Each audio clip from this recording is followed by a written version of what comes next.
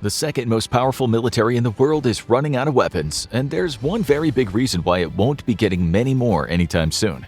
The war in Ukraine will soon have been raging for over a year, and a conflict that Russia and even many in the West predicted would only last weeks at best has turned into one of Russia's greatest historical quagmires. Russian casualties are quickly soaring to the 100,000 mark, and in less than 1 year, Russia has suffered over twice as many casualties as the Soviet Union suffered over nearly 10 years in Afghanistan. The military that many believed was the world's second most powerful very quickly proved to barely be a match of a military ranked at the start of 2022 as the 22nd most powerful by global firepower. As the war drags on, stocks of war material are running critically low, and Russian troops are starting to feel the pinch. The war in Ukraine has been a wake-up call to militaries around the world. Being the first modern industrialized war, the conflict has consumed advanced weapons on both sides at a truly astonishing rate. Russia's vast stockpile of cruise missiles is down to critical levels, and some analysts predict Russia may only have as many as 100 Iskander ballistic missiles left. Even stockpiles of dumb ammunition like artillery shells are starting to be depleted,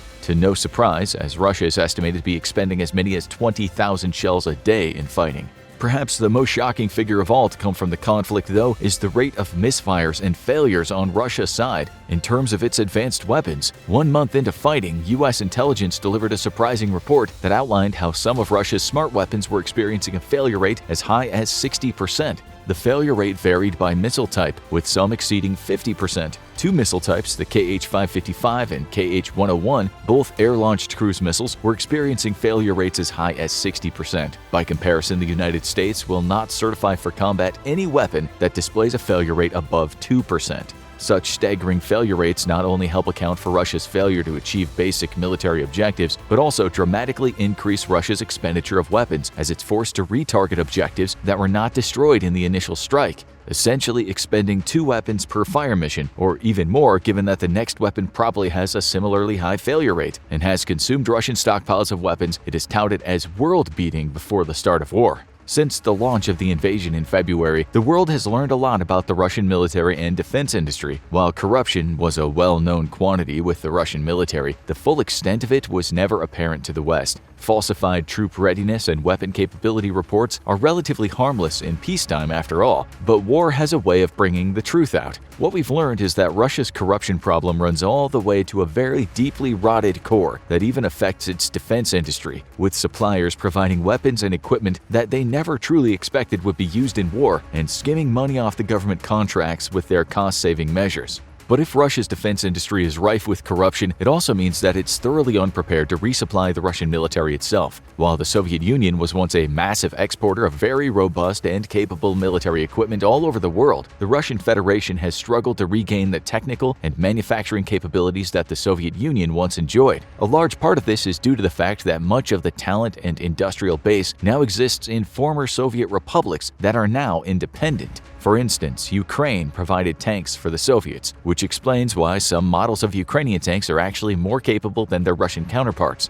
Another massive problem for the Russian Federation was the exodus of scientists and engineers after the fall of the Soviet Union and the resulting economic and political chaos. Many of these former Soviet professionals very quickly sought out better opportunities in the West, taking their expertise with them. Since the fall of the Soviet Union, Russia has had a very difficult time retaining talent domestically, let alone importing it via immigration. This explains why American and European components are being discovered amongst the wreckage of failed Russian missiles. Today, most defense contractors rely on foreign counterparts for at least some of their components. The F-35, for instance, is spearheaded by U.S. industry but relies on a great many foreign partners for subcomponents. However, Russia's biggest problem in resupplying its own military is the fact that its defense industry relied almost entirely on the West for advanced electronics, something that its own domestic industry is unable to produce. Russia's industry lacks the capability to produce the high-technology components used in both civilian and military products. Thus, it was forced to import them from the West.